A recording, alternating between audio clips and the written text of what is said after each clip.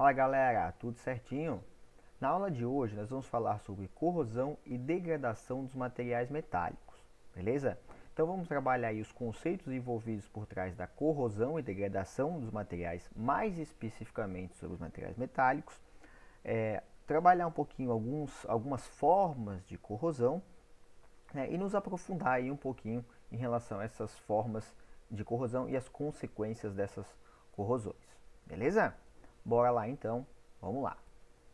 Bom pessoal, primeiro, o que seria então a corrosão, né? Corrosão, segundo Gentil, é a deterioração e a perda de material devido à ação química ou eletroquímica do meio ambiente, aliado ou não a esforços mecânicos, certo? Ou seja, quando a gente fala de corrosão, pessoal, nós não estamos falando especificamente de materiais metálicos, tá? Não são apenas os materiais metálicos que sofrem o processo de deterioração ou de perda de material, tá? Essa corrosão, ela é bastante presente também em materiais cerâmicos, também pode estar presente em materiais plásticos, entre outros, né? Mas o que a gente acaba mais levando em consideração ou até mesmo mais associando ao processo de corrosão são em relação a materiais metálicos, né? Como em correntes, né? Em ferramentas utilizadas aí no nosso dia a dia, como chave de fenda, alicate, entre outros, engrenagens metálicas que envolvem diferentes maquinários, tubulações imersas em em ambientes aquáticos, em solos ou não, ou expostas ao ar, e aí em armações para pontes, para edifícios, qualquer tipo de armação metálica, certo? Mas lembrando, pessoal, que apesar de que a gente vai focar aqui como corrosão, vamos focar aqui na corrosão metálica, a corrosão é a deterioração ou a perda de material, de qualquer tipo de material, devido a uma ação química ou eletroquímica no meio, aliado ou não a esforços mecânicos. Bom, pessoal, e por que se preocupar com a corrosão, né? Por que a gente deve se preocupar com a corrosão? Bom, eu trouxe aqui 3 razões para a gente se preocupar com corrosão: custo, segurança e conservação de recursos. Começando pelos custos, né? Bom, a gente sabe, né, pessoal, que a corrosão nos leva aí a gastos não desejados, né? Uma vez que a corrosão vai levar à deterioração do nosso material, o que vai fazer com que ele não seja mais adequado para o seu fim, né? Algumas pesquisas, aí nos anos 2000 a 2005, né, uma delas encomendada pelo Congresso americano, realizada ali entre os anos de 99 e 2000, estimou que o custo total, direto ou indireto, da corrosão nos Estados Unidos foi da ordem de 276 bilhões de dólares, ou seja, aproximadamente 3,1% do PIB, né? E que os custos associados a diversos meios de combate à corrosão tem um valor aí de aproximadamente 121 bilhões de dólares, ou seja, 1,38% do PIB nos Estados Unidos. Esses dados são um pouco antigos, né, pessoal? Então a gente, obviamente, imagina que esses custos são ainda maiores hoje em dia, certo? Mas já nos mostram aí valores bastante elevados. No caso do Brasil, né, eu encontrei aqui alguns dados de 2005, considerando o PIB brasileiro da ordem de 880 bilhões aí em 2005, então a gente pode estimar que esse custo anual da corrosão, considerando os mesmos 3% do PIB que eram gastos lá nos Estados Unidos com corrosão, com problemas referentes à corrosão, no Brasil seria algo em torno de 26,4 bilhões de dólares, né? Um valor bastante alto. E o custo anual de meios visando aí o combate à corrosão estão em torno de 12 bilhões de dólares, então considerando os mesmos 1,38% do PIB americano do estudo anterior. Ou seja, resumindo, são valores muito altos que são gastos devido à substituição de materiais que sofreram problema de corrosão, seja em formas de combate à corrosão, certo? Tudo que envolve corrosão, então envolve bastante dinheiro, então é bastante importante que a gente tente aí minimizar esses processos corrosivos, né?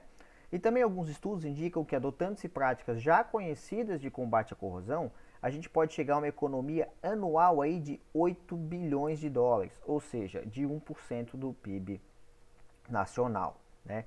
Só já adotando-se práticas conhecidas no combate à corrosão. Então a gente vê aí que é bastante importante a gente pensar no custo associado à corrosão, já que a gente pode ter um prejuízo bastante grande através de processos corrosivos. né? Bom, o segundo quesito seria a segurança. Em relação à segurança, né, pessoal, a gente não acho que não, assim, não precisa nem a gente não tem nem muito o que falar, que é muito óbvio, né? Que a corrosão leva aí ao desgaste das estruturas metálicas, certo? E a perda das suas funcionalidades, né? Por exemplo, ninguém quer entrar num avião, né, e correr o risco aí de ele sofrer algum tipo de pane, algum dano, né, e causando um acidente grave devido a algum processo corrosivo, né? Caldeiras, né? Em indústrias, ninguém gostaria de que uma caldeira viesse a ter algum tipo de vazamento, ou viesse até mesmo, né, causar uma explosão devido a algum tipo de processo corrosivo. Então todos os materiais metálicos aí que formam nossas caldeiras, submarinos, aeronaves, vasos de pressão, pontes, entre outros, estão suscetíveis à corrosão, o que vai gerar um problema bastante grande em relação à sua segurança. Em relação à conservação de recursos, né, pessoal? Bom, todos os metais que a gente tem, ou as ligas metálicas, né, elas provêm do minério, né? Então, quando a gente pega o ferro, né, que vai ser utilizado aí na produção de um aço, o ferro veio do minério de ferro, né? O magnésio veio do minério de magnésio, o ouro veio do minério de ouro, né? Então, todos os metais que a gente tem, eles provêm aí dos minérios. E para que a gente leve esse minério a formar a nossa peça metálica, como um aço, por exemplo, muita energia é investida nesse processo, né? Ocorre uma grande absorção de energia para processar esse minério e levá-lo à nossa peça metálica que vamos utilizar aí no nosso dia a dia. Então ocorre aqui um grande ganho de energia, né? Já que esse processo não é um processo espontâneo, beleza? Só que a partir do momento que a gente formou essa peça metálica, ela tende a voltar ao seu estado natural, né, o estado de minério, onde eu tenho o metal na sua forma oxidada. Então, a partir do momento que eu tenho o meu metal na sua forma metálica, a minha liga metálica pronta para uso, a tendência é que ela volte ao seu estado original, então sofra o processo de oxidação, para que ela volte a ter, vamos dizer assim, uma composição semelhante à de quando ela era um minério. E esse processo de oxidação, então, é um processo que envolve a liberação de energia, né? Então, envolve a liberação de energia, sendo aí um processo espontâneo. Então, toda peça metálica, ela tende espontaneamente a sofrer um processo de corrosão, que seria como se ela estivesse tentando voltar aí ao seu estado original, que é o estado mais estável, o estado de menor energia. Beleza? Tá? E além disso, né, pessoal, como a gente mencionou que esses materiais metálicos, eles provêm dos seus minérios, esses minérios são recursos naturais, né? E a gente sabe que essas reservas naturais, esses recursos naturais, não são infinitos. Na verdade, eles são finitos, né? E a gente acaba aí causando uma grande destruição do nosso planeta. Então é bastante interessante que a gente minimize ao máximo os processos de corrosão para ter que usar ao mínimo, né, para ter que explorar ao mínimo os recursos naturais em busca desses minérios, né, para poder preservar o nosso planeta, certo? Bom, pessoal, sendo assim, quais seriam os principais meios corrosivos que a gente pode destacar aí, né? Então nós temos o meio atmosférico, como poeira, poluição, umidade, gases dissolvidos, né, gerando um ambiente geralmente mais ácido, como monóxido de carbono, dióxido de enxofre, ácido sulfídrico e gases nitrogenados, né? Então esses meios, uma atmosfera rica nesses gases, rica em poluição, ele é um ambiente corrosivo, que pode ser um ambiente corrosivo tanto pelo meio abrasivo, né, através de poeira, por exemplo, uma ação mecânica, quanto por meios químicos e eletroquímicos através dos gases dissolvidos na atmosfera. A água também pode ser um meio corrosivo, né, já que ela tem bactérias dispersas, que levam à corrosão microbiológica. Apesar de pouco se falar nisso, né, a gente tem alguns micro-organismos que são responsáveis por corrosão. Temos a chuva ácida, né, com excesso de gases dissolvidos, gases com características ácidas dissolvidas, como dióxido de carbono, dióxido de enxofre, entre outros, né, e a salinidade, que também é um causador de processos corrosivos, um acelerador de processos corrosivos. O solo também pode ser um ambiente corrosivo, devido à sua acidez e à sua porosidade, né? Então a característica do solo pode levá-lo também a ser um ambiente corrosivo. E a ação de produtos químicos, né? A ação de produtos químicos direta sobre um determinado material também pode ser um processo corrosivo. Aqui vale lembrar, né, galera, que existem muitos produtos químicos hoje em dia que são, na verdade, aplicados a esses materiais com a finalidade de protegê-lo, né, e não com a finalidade de destruição desse produto. Então, quando a gente fala em produtos químicos, tem que ter um cuidado, né? Não é qualquer produto químico que vai ser um meio agressivo, um meio corrosivo. Existem hoje em dia muitos produtos químicos que possuem justamente a finalidade oposta de proteger aquele meio material, tá? E é bom sempre lembrar também que um determinado meio ele pode ser extremamente agressivo sob o ponto de vista corrosivo para um determinado material e para um outro material ele pode ser praticamente inofensivo, né? Então eu não posso dizer que um determinado meio vai ser sempre um meio corrosivo, né? Para um material ele pode ser e para outro material ele pode não ser, depende das características físico-químicas de cada um desses materiais. Beleza? Bora lá então. Bom, galera, outro aspecto aqui que é interessante de a gente falar um pouquinho antes de a gente entrar de fato nos processos corrosivos é sobre os produtos da corrosão, né? Que são importantes em algumas áreas de aplicação, né? Principalmente quando a gente fala da área alimentícia, quanto da área de implantes em ossos humanos ou implantes dentários, né? Implantes, em geral, de materiais que são colocados no nosso organismo, né? O ideal é que esses materiais que são utilizados para esses fins, né, para embalar alimentos ou para realizar implantes, eles não sejam tóxicos, obviamente, né, o material em si não seja tóxico, e que seus produtos de oxidação também não sejam tóxicos, se possível, né? Que é quase que inevitável que esses produtos sofram algum tipo de processo corrosivo. Lógico que a gente tenta sempre prolongar ao máximo, né, para que esse processo de corrosão não ocorra, mas se caso ele venha a ocorrer, que os produtos desse material, o produto de oxidação desse material, também não seja tóxico ao nosso organismo, né?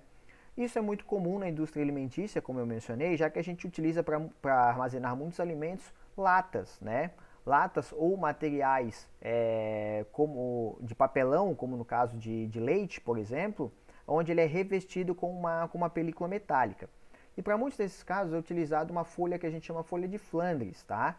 Que ele é um laminado de estanho puro, né? Que o estanho é um material bastante fácil de a gente trabalhar com ele é maleável, incorpora bastante fácil ao aço, por exemplo, né? E ele é um material de difícil oxidação, né? Que tem uma oxidação mais dificultada, né? Então ele tem um potencial de oxidação muito baixo. Então a gente utiliza essa folha de Flandres, que é um laminado, no interior dessa lata de aço, que a lata de aço, no caso do aço, o maior componente do aço é o ferro, né? E o ferro é suscetível à oxidação. Então a gente coloca essa folha de estanho aí para proteger esse material da oxidação, certo? E no caso de implantes de ossos humanos, implantes dentários, é muito comum também a gente utilizar placas de titânio, né? Já que o titânio também é um material que é menos suscetível à oxidação, certo? Beleza? Tranquilo? Mas a gente vai falando mais um pouquinho desses materiais mais pra frente. Bom, pessoal, eu também trouxe aqui uma tela para vocês que é em relação a uma tabela que fala de diferentes tipos de aço inoxidável, né? Que muita gente pergunta, quando eu vou trabalhar com corrosão, muita gente pergunta, professor, qual que é a diferença do aço para o aço inoxidável, né? Quantos tipos de aço inoxidável existem? Bom, galera, não sei dizer para vocês quantos tipos de aço inoxidável existem. Existem vários, tá? E vai depender da composição química desse aço, tá? O aço inoxidável, ele leva principalmente, né, o seu maior componente é o ferro, né, que gira em torno de 80% para mais, pode ser um pouquinho menos também que 80%, mas é em torno de 80% para mais de ferro. E ele tem também uma alta concentração de cromo, tá? O cromo ele está muito presente no aço inoxidável e ele é o responsável pelo aço ser inoxidável, beleza? Então a aplicação de cromo é que leva o aço a essa característica de ser inoxidável. Por exemplo, o aço carbono, que não é o aço inoxidável, ele tem uma baixíssima concentração de cromo, tá? E isso o deixa mais suscetível a processos corrosivos. E qual é a justificativa da aplicação do cromo? A justificativa da aplicação do cromo é que o cromo forma uma película passivadora de óxido de cromo, tá? Ao qual eu vou falar daqui a pouco mais para frente, tá? Mas o cromo ele forma essa película de óxido de cromo, que é uma película fina, aderente, a gente chama de camada passivadora, a qual impede com que o oxigênio do ar ou outros materiais oxidantes, outros agentes oxidantes, entrem em contato com o ferro desse aço, fazendo com que ele, impedindo com que ele oxide, beleza? E sempre que essa camada de cromo é rompida, uma nova camada de óxido de cromo ela vai sendo formada. Isso então dá essa característica do aço inoxidável de não ser facilmente oxidado. Mas dependendo da concentração de cromo e outros componentes, como o níquel, o carbono, que não é um metal, mas está sempre presente na composição do aço, né? Então a variação da concentração desses demais componentes, de todos os componentes do aço, vai gerar ele em uma determinada classificação. Então a gente tem diferentes tipos de aço inoxidável, tem uma grande gama de tipos de aço inoxidável que vai depender da variação da concentração de cada um desses componentes, beleza? Tá? E a diferença então do aço inoxidável para o aço comum, é que o aço inoxidável tem uma alta concentração de cromo, beleza? Daqui a pouco a gente fala mais um pouquinho sobre isso. Bom, pessoal, falando agora mais especificamente dos mecanismos da corrosão, né, existem basicamente dois mecanismos. O mecanismo químico ou ação química e o mecanismo eletroquímico. Nós vamos falar especificamente de cada um, mas fazendo um paralelo aqui entre os dois, a gente pode anotar o seguinte. Tanto a corrosão química quanto a corrosão eletroquímica são espontâneas, né? O processo de oxidação ou processo de corrosão, de deterioração dos materiais, ele é um processo espontâneo. Na corrosão química, ocorre uma reação química comum. Já na corrosão eletroquímica, eu tenho uma reação anódica e uma reação catódica. Tá? O que seria isso? A reação anódica e a reação catódica, ela leva à formação de uma corrente elétrica. E já na reação química comum, não há corrente elétrica. Tá? Ou seja, se não há corrente elétrica, eu não preciso de uma solução condutora de elétrons. Já no caso da corrosão eletroquímica, eu preciso de uma solução eletrolítica, ou seja, eu preciso de eletrólitos dissolvidos em um determinado solvente, geralmente água, né? E que vai permitir a condução de corrente elétrica, beleza? Então, o mecanismo químico tem características relativamente diferentes do mecanismo eletroquímico e nós vamos falar de cada um separadamente, iniciando aí pelo mecanismo químico, certo? Bora lá então. Então, o que seria o mecanismo químico? Tá? No mecanismo químico, há uma reação direta do meu material, né? No caso, por exemplo, uma peça de aço ou uma peça de alumínio, com um meio corrosivo, certo? Sendo que os casos mais comuns são o oxigênio ao ar seco, né? A oxidação devido ao oxigênio do ar seco, que a gente chama de oxidação seca, e a dissolução do meu material metálico, beleza? Então nós vamos trabalhar com cada um dos dois, começando pela dissolução, tá? Então, o que seria essa dissolução, ou também chamada de dissolução simples? A dissolução, pessoal, é quando eu dissolvo o meu metal, geralmente em um meio ácido, em um meio ácido, tá? Geralmente, o meio líquido mais agressivo para um determinado metal são os meios ácidos, tá? E aqui eu coloquei na tela para vocês, por exemplo, uma fita de magnésio sendo imersa numa solução de ácido clorídrico 1 mol por litro e numa solução de ácido acético 0,04 mol por litro. Observe-se que numa solução de ácido forte, no caso o ácido clorídrico, a dissolução desse metal é quase que imediata, é uma dissolução muito rápida, liberando aí gás hidrogênio. Já quando eu tenho um ácido mais fraco, essa dissolução demora um pouco mais, certo? Mas também ocorre a dissolução dessa minha peça metálica devido ao seu processo de oxidação, tá? Aí você pode perguntar, professor, tá, mas todo metal vai sofrer ação do ácido? Nem todos, né? Alguns vão sofrer mais facilmente, como o caso do magnésio, outros vão sofrer, mas de uma forma mais lenta, como por exemplo do aço, né? O aço, vamos considerar aí que o seu principal componente é o ferro, né? Então vamos falar mais especificamente do ferro. O ferro ele também sofre ação de um meio ácido, ele também sofre oxidação em meio ácido, só que de uma forma relativamente mais lenta quando comparado com o magnésio, tá? E assim vai acontecer com cada um dos metais disponíveis aí na nossa tabela periódica. Uns vão ser mais suscetíveis à ação de um meio ácido e outros vão ser menos suscetíveis à ação de um meio ácido, o que vai levar à oxidação desse metal e à sua consequente corrosão.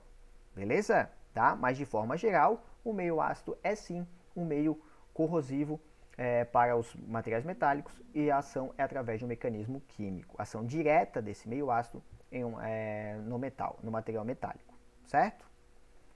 Bom, de oxidação seca.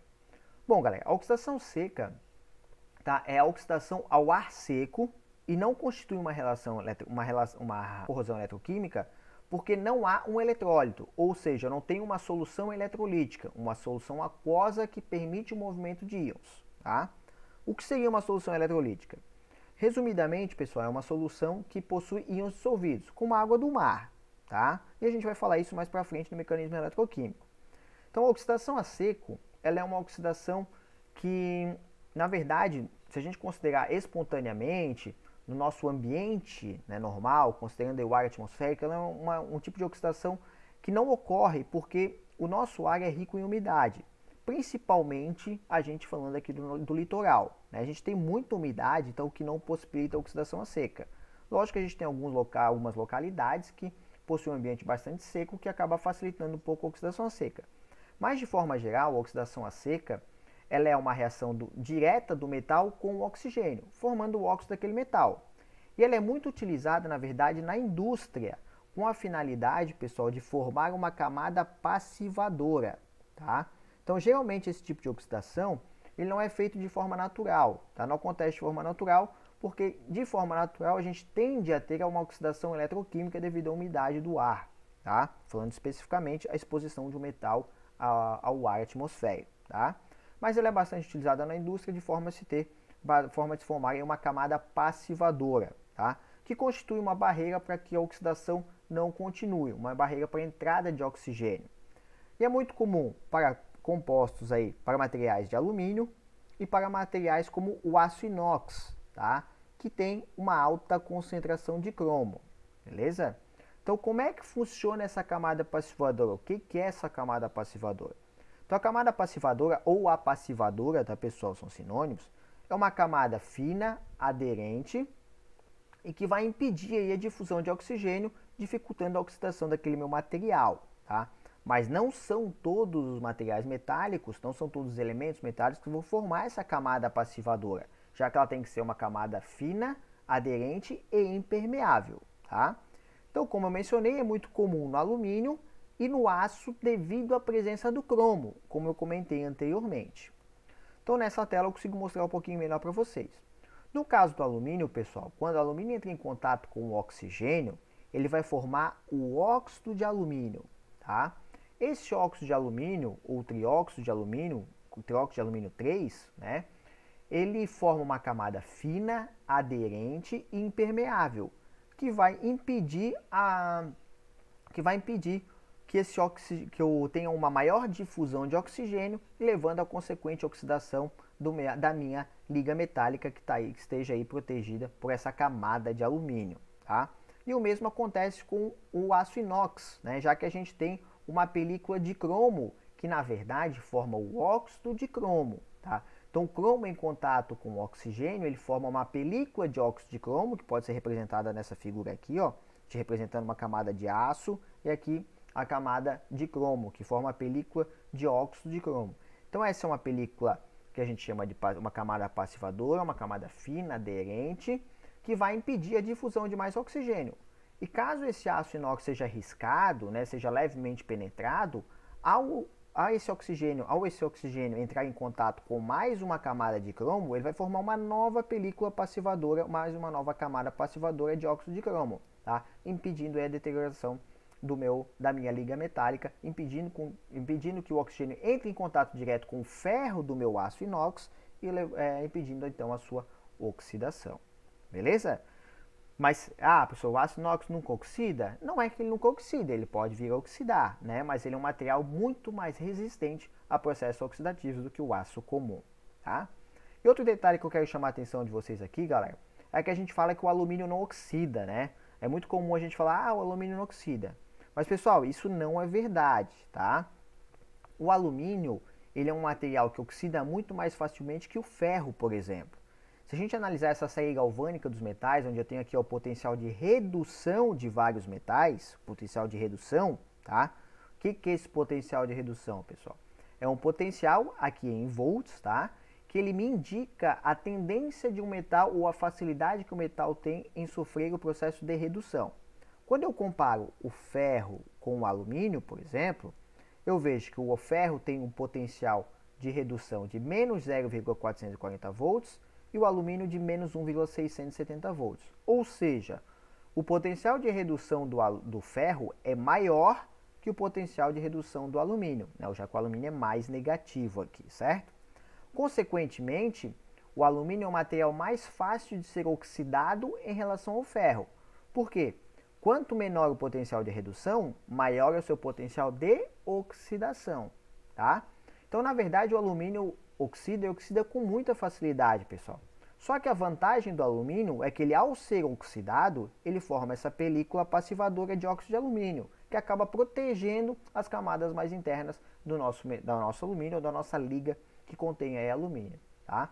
Então, por isso que popularmente a gente acaba falando que o alumínio oxida, certo? Mas isso não é verdade, tá? O potencial de oxidação do alumínio é bastante alto, o potencial de oxidação é alto, já que o de redução é bastante baixo. Beleza? Tranquilo? Bora lá então. Bom, galera, mas também existem os materiais que formam uma camada passivadora de óxido que é ineficiente, ou seja, na verdade não formam uma camada passivadora, né? Então, como eu mencionei anteriormente, isso não serve para todos os metais. Alguns têm essa característica de formar uma camada passivadora e outros não, como por exemplo o magnésio, né, e o nosso ferro, que forma aí o óxido de magnésio, que é a nossa popular ferrugem, o Fe2O3, o Fe2O3, o trióxido de ferro 3, certo? Ou óxido férrico que a gente tem aqui, tá? Esses dois materiais, magnésio e ferro, eles tendem a formar um óxido de magnésio e o óxido de ferro, o óxido férrico, né, que são camadas bastante porosas. No caso do ferro é bastante comum para nós, forma aquele pó amarelado, né, que é uma camada que não é nada aderente, é um pó esfarelento, então ele não forma essa camada passivadora. No caso do magnésio, ele forma um pó branco, tá? O magnésio ao ser oxidado forma um pó branco que não vai ser também uma camada passivadora, certo? Apesar disso, o ferro ele pode também formar uma camada passivadora através de tratamento térmico, tá, pessoal? Tratando de forma correta termicamente o ferro, eu posso formar o óxido de ferro 2, o óxido de ferro 2, beleza? Ou óxido ferroso, certo? Esse óxido ferroso, que contém o ferro no seu estado de oxidação mais 2, esse sim ele pode formar uma camada protetora, uma camada passivadora, tá? Mas o produto da oxidação do ferro, quando eu tenho a oxidação natural do ferro, né, ou até uma oxidação através de um agente químico, algo do tipo, a gente forma o Fe2O3, o ferro no seu estado de oxidação mais 3, que é a nossa popular ferrugem. Tranquilo? Beleza? Então, pessoal, na aula de hoje eu vou trazer inicialmente esses conceitos aqui de corrosão, certo? E na próxima aula a gente vai entrar aí na corrosão eletroquímica, tá? E para estudar a corrosão eletroquímica, pessoal, eu já adianto para vocês que seria bastante interessante vocês assistirem a aula sobre pilhas, tá? Por quê? Porque na corrosão eletroquímica, a corrosão eletroquímica tem muitos conceitos referentes ao conceito de pilhas, tá? Então é bastante interessante, quem não lembra muito bem de pilhas, quem não estudou pilhas de uma forma muito bem aprofundada, assista a aula de pilhas primeiro, tá? Foque um pouquinho na aula de pilhas, tire sua dúvida e depois venha para a parte de corrosão eletroquímica. Tranquilo? Valeu, galera. Um abraço. Até mais.